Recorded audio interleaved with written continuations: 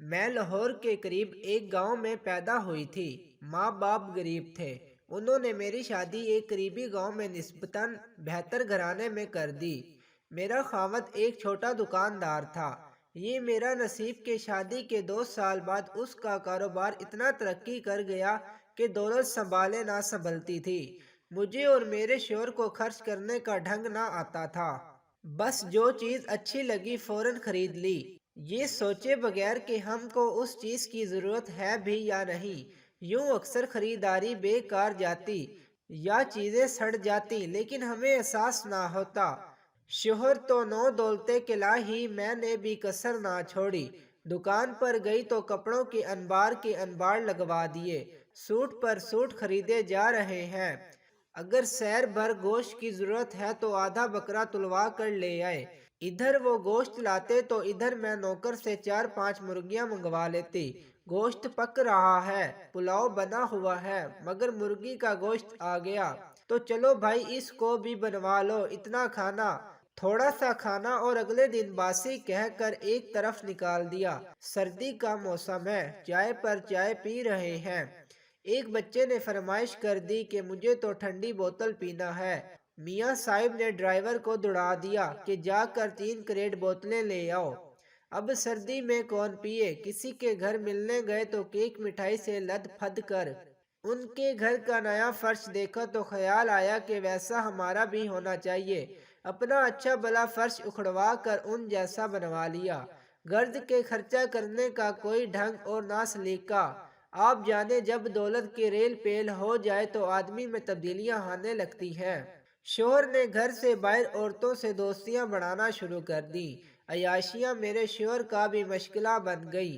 ایک بار ایک ہوٹل پر اچانک چھاپا پڑا، 3 درجن مرد اور عورتیں پکڑی گئیں اور سزائیں بھی ملیں۔ خوش قسمتی سے میرے شوہر اس رات ہوٹل میں نہ تھے، ورنہ وہ بھی پکڑے جاتے۔ مگر میں کہتی ہوں کہ برا ہوا جو یہ بچ نکلے، دوسروں کے ساتھ ان پر بھی بھاری جرمانہ ہوتا۔ اخبارات میں تصویریں لگتی تو شاید دولت کا خمار اتر جاتا اور وہ عام آدمی کی طرح شریفانہ زندگی گزارتے، پھر شاید میری زندگی بھی سکون سے گزرتی۔ میں شوہر کو تو اس راہ پر چلنے سے نہ روک سکی بلکہ خود بھی ایک دوسری راہ پر چل نکلی۔ شوہر نے رفتہ رفتہ گھر میں شراب نوشی شروع کر دی۔ دولت اعلیٰ سوسائٹی کی طرف لے گئی تو عورت اور میں کے بیچ حجاب کو بھلا دیا۔ اب مجھے مجبور کرتے کہ میرے ساتھ بیٹھ کر پیو۔ میں کہتی یہ حرام ہے، میں نہیں پیوں گی، تو جواب دیتے کہ اگر میرا ساتھ نہیں دو گی تو میں کسی دوسری عورت کو ساتھی بنا لوں گا۔ ایک دن مجھے بہت اصرار کر کے زبردستی پلائی۔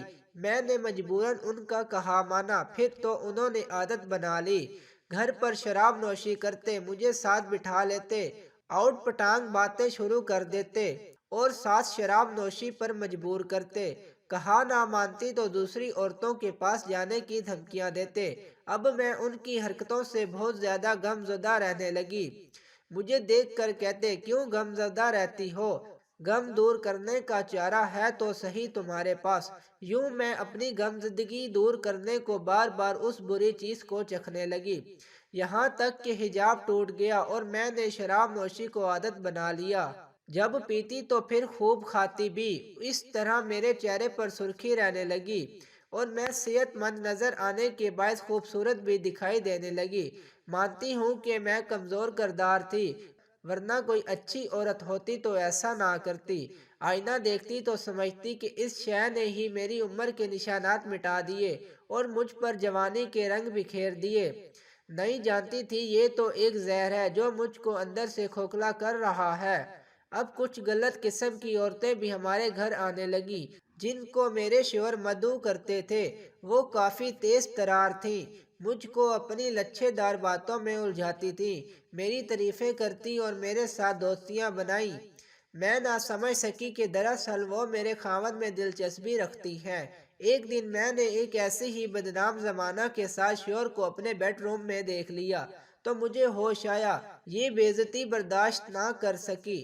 گھر میں لڑائی ہوئی، محلے داروں اور بڑے بھائی کے ڈر سے فراز نے ہتھیار ڈال دیے۔ غیر عورتوں کا آنا جانا تو بند ہو گیا مگر ان کے اوباش دوست پھر بھی آتے تھے۔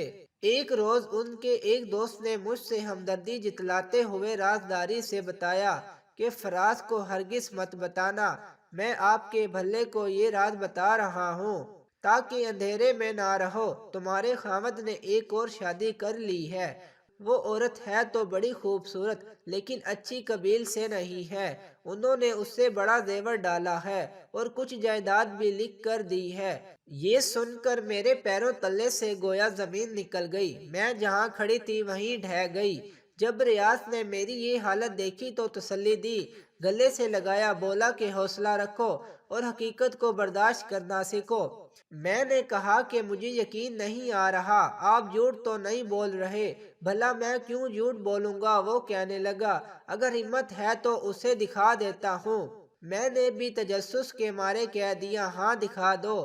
اس نے ایک پتہ لکھ کر دیا کہ وہاں اکیلی مت جانا، اپنے جیٹ کو ساتھ لے جانا۔ فراز اس عورت کو اب اسی گھر میں لا بسانے کی سوچ رہا ہے جس میں تم رہتی ہو، کہتا ہے کہ میں سریا کو منا لوں گا اور دونوں کو ساتھ رکھوں گا۔ اگلے دن جیٹ کے گھر گئی اور ان کو تمام احوال بتایا، وہ میرے ساتھ چلنے پر تیار ہو گئے اور مجھے مسکورہ بنگلے میں لے گئے۔ فراز تو وہاں نہ تھے مگر وہ عورت وہاں پر موجود تھی، بنی ٹھنی نویلی دلہن ہو جیسے، اور نوکر چاکر بھی تھے۔ جیٹھ وہاں 2-4 منٹ رکے، فراز کا پوچھا اور مجھے لے کر گھر آ گئے۔ انہوں نے تسلی دی اور جب فراز آئے تو ان کو کافی برا بھلا کہا۔ ان کے دباؤ کی وجہ سے فراز دوسری بیوی کو گھر نہیں لائے بلکہ علیحدہ مکان میں ہی رکھا۔ انہی دنوں ریاض میرا ہمدرد بن گیا اور روز گھر آنے لگا۔ پہلے تو میں واقعی اسے اپنا ہمدرد سمجھتی رہی، لیکن پھر نوٹ کیا کہ وہ تبھی آتا ہے جب فراز موجود نہیں ہوتے۔ دراصل وہ میرے ٹوٹے ہوئے زخمی دل پر اپنے پیار بھرے 2 بولوں سے مرہم رکھنے کا کام کر رہا تھا، لیکن مجھے اس کی نیت کا شروع میں اندازہ نہ ہو سکا اور میں اس کی غم گساری کے جال میں ایسے پھنستی چلی گئی جیسے کوئی بے بس چیونٹی مکڑی کے جال میں پھنستی ہے تو پھر نکل نہیں سکتی۔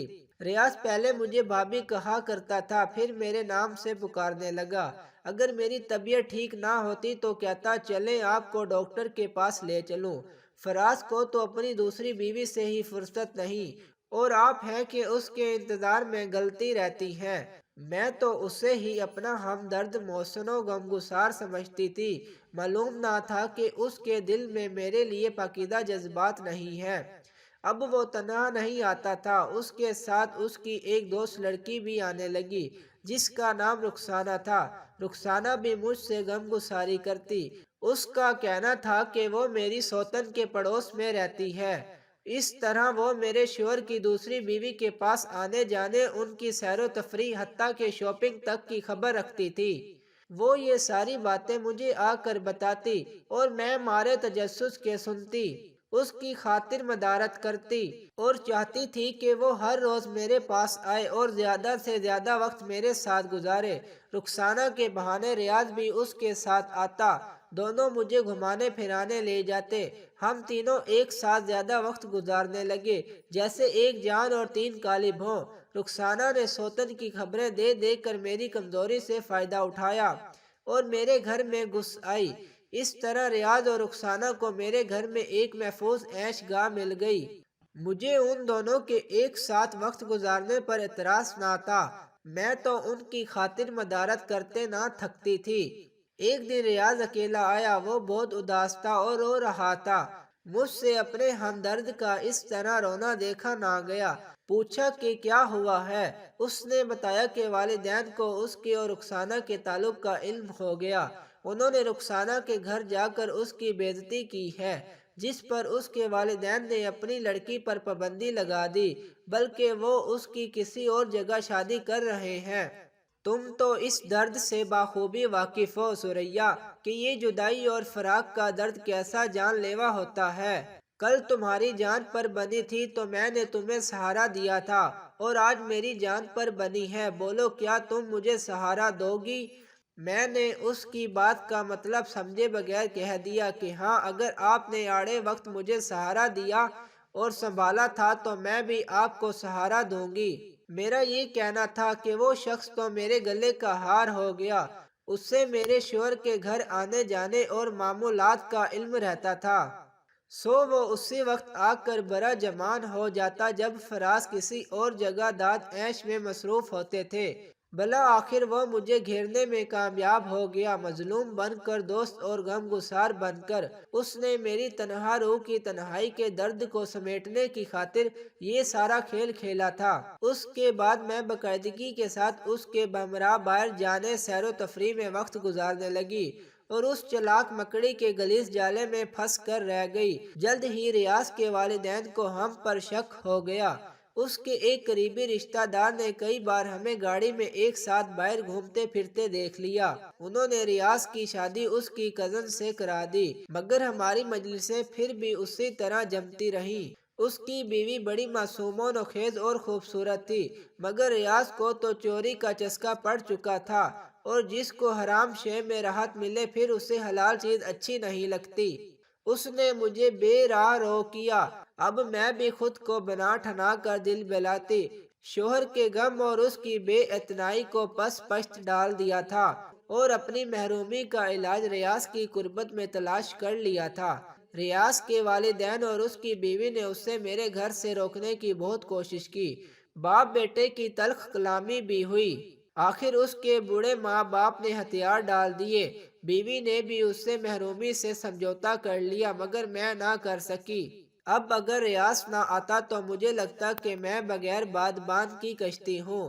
اب اگر میرا شوہر کبھی مجھ سے چاہت کی بات کرتا تو مجھے اس سے نفرت محسوس ہوتی، اور میں اس سے دوری میں ہی سکون محسوس کرتی تھی۔ دراصل میں شوہر کی عیاشیوں کے باعث اس سے نفرت کرنے لگی تھی، اور اس کا انتقام فراز سے نہیں بلکہ خود سے لے رہی تھی۔ میری سوتن جب تک صاحب اولادانہ ہوئی تھی مجھے اس سے خوف نہیں تھا، لیکن اب خوف رہنے لگا۔ اگر وہ صاحب اولاد ہو گئی تو میرے شوہر کی جائیداد میں کلی طور پر شریک ہو جائے گی۔ میں نے خود کو اس وجہ سے بھی ریاض کے قدموں میں ڈال دیا کہ وہ کسی طرح میرے شوہر کو اس کی دوسری بیوی سے بدظن کر کے رخسانہ کو طلاق کرا دے۔ اس نے ایسا کرنے کا کئی بار وعدہ کیا، مگر یہ وعدہ وہ پورا نہ کر سکا۔ میں نے سوتن کے بارے میں بڑی غلیظ باتیں مشہور کرائیں، مگر ناکام ہوئی۔ آخر میں ہی اپنے شوہر کی نظروں میں گر گئی۔ اس کا تو میں بال بھی بیکا نہ کر سکی۔ جو کچھ گوایا اپنا ہی گوا دیا۔ اب مجھے ریاض پر بھی رہ رہ کر غصہ آتا تھا کہ اس نے مجھے کیسا بے وقوف بنایا اور اپنا الو سیدھا کرتا رہا۔ شوہر پوری طرح اس کا ہو گیا۔ فراز سے میں نے مسلسل بے اعتنائی جو اختیار کر لی تو تمام تر نقصان میرا ہو گیا۔ یہ سب ریاض کی وجہ سے ہوا تھا، لہذا جی چاہتا اس سے انتقام لوں۔ انتقام کیا لے سکتی تھی؟ پھر میں نے اس سے بھی گمراہی کے اندھیروں میں گرا کر انتقام کیا لے سکتی تھی؟ پھر میں نے اس سے بھی گمراہی کے اندھیروں میں گرا کر اس کے سارے خاندان سے گویا انتقام لیا۔ میری ناقص عقل نے یہی مشورہ دیا کہ اس نے میری زندگی کو بربادی سے ہمکنار کیا ہے، تو میں بھی اس کی زندگی میں اندھیرے بھر کے رہوں گی، تاکہ یہ بھی سکھ کا سانس نہ لے سکے۔ ریاض پوری طرح میری جھوٹی الفت میں پھنس چکا تھا۔ اس کی بے قصور بیوی میری وجہ سے آگ میں جل رہی تھی، اور میں خود بھی دوزخ جیسی آگ کا ایندھن بنی ہوئی تھی۔ ہم دونوں نے 4 بار معصوم نفوس کو دنیا میں آنے سے قبل فنا کیا۔ تبھی قدرت نے ہم کو بالآخر ایک بڑی سزا کے لیے منتخب کر لیا، کیونکہ ہم جان بوجھ کر اپنی جانوں پر ظلم ڈھا رہے تھے اور دوسروں کی جانوں کو بھی ہلاکت میں ڈالے ہوئے تھے۔ کہتے ہیں کہ گناہ کا گھڑا جب بھر جاتا ہے تبھی ڈوبتا ہے۔ ایک دن فراز رات کو گھر نہ آئے، دوسرے اور تیسرے دن بھی پتہ نہ چلا، چوتھے دن ایک لاش مانسیرا سے چند میل دور ملی۔ اخباروں میں نامعلوم لاش کی خبر چھپی۔ اوروں کے ساتھ ہم بھی پہنچے تو پتہ چلا کہ میرے شوہر فراز کی لاش تھی، جسے گولی مار کر ہلاک کیا گیا تھا، مگر جائے واردات پر خون نہیں گرا تھا، جس کا مطلب یہ تھا کہ قتل کسی دوسری جگہ ہوا تھا اور لاش دوسری جگہ لا کر پھینکی گئی تھی۔ تفتیش شروع ہوئی۔ پولیس نے مقتول کی زندگی کے معمولات، اس کی 2 شادیوں، میری اور رخسانہ کی ہسٹری، ریاض سے میرے تعلقات، ہر چیز بارے گواہیاں اور شواہد اکٹھے کیے، گواہیاں لیں۔ گویا کوئی چیز پوشیدہ نہیں رہی تھی۔ پولیس اس نتیجے پر پہنچی کہ فراز کو میں نے جائیداد ہتھیانے کے لیے ریاض کے ذریعے مروایا ہے۔ حقیقت یہ تھی کہ ریاض اس رات میرے ساتھ تھا۔ اس کے والدین نے اعتراف کیا کہ وہ اس رات گھر میں نہیں تھا، تو گویا گواہی یہ تھی کہ وہ اپنے رقیب یعنی میرے شوہر کو قتل کرانے کے سلسلے میں کہیں گیا ہوا تھا۔ اگر میں اس بھیانک رات اس کی اپنے گھر میں موجودگی بتاتی تو اپنے خلاف کیس کو اور مضبوط بناتی، لہٰذا میں اس معاملے میں بالکل چپ سادھ لی۔ ریاض کو پولیس لے گئی، 7 دن کا ریمانڈ لیا۔ اسے تھانے میں اتنا مارا گیا کہ وہ کھڑے ہونے کے قابل نہ رہا۔ میرے ساتھ بھی بہت کچھ ہوا۔ رخسانہ بچ گئی کیونکہ وہ عرصے سے ہماری زندگی سے نکل گئی تھی۔ میں روتی بھی تھی کہ ہم دونوں فراز کے قاتل کے معاملے میں بے گناہ ہیں، مگر میرا ضمیر ملامت کرتا کہ میں اپنے ہاتھوں خود اپنی کوکھ اجاڑنے کی مرتکب ہوتی رہی۔ یہ بھی تو قتل تھے جو ہم سے سرزد ہوئے تھے، تو کیا اس کی سزا ہم کو نہ ملتی تھی؟ عدالت میں قتل اور سازش قتل سے انکاری رہی، کوئی عینی شاہد بھی نہ تھا، لہٰذا سزا سے تو بچ گئی، مگر ضمیر کی عدالت سے عمر بھر سزا ملتی رہی اور اپنے بچوں کی نظروں میں بھی ذلیل ہوئی۔ بے شک ریاض نے فراز کو قتل نہیں کیا، لیکن میری زندگی کی سب گناہوں میں وہ میرا ساتھی تو بنا رہا۔ اب اس نے مجھ سے قطع تعلق کر لیا، مگر اس کی بہت بڑی قیمت رسوائی کی صورت میں ہمیں ادا کرنا پڑی۔ اس نے اپنی بیوی کے قدم چھو کر اور ماں باپ کے پیروں پر گر کر معافی لے لی۔ اس نے معمول کی زندگی گزارنا شروع کر دی، مگر میں سوچتی ہوں کہ میرا اصل جرم کیا تھا؟ میرے خاوند کا جرم کتنا تھا؟ ریاض اور رخسانہ کتنے مجرم ہیں، اور ہم میں سے بڑا مجرم کون تھا؟